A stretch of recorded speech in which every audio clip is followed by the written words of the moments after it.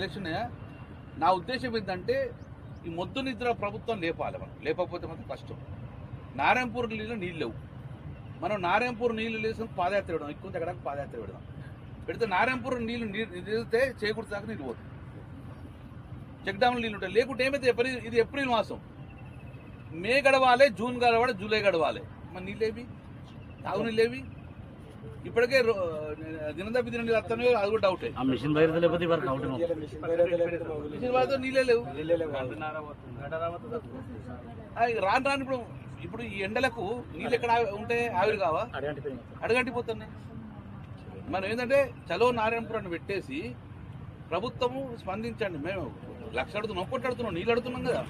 గతంలో కేసీఆర్ ఇచ్చిండు, చెక్ డ్యామ్లు ఇచ్చిండు, కానీ నీళ్ళు అడుగుతున్నాం. మనం ఇంకేం అడుగుతున్నాం? అదే అంటారనే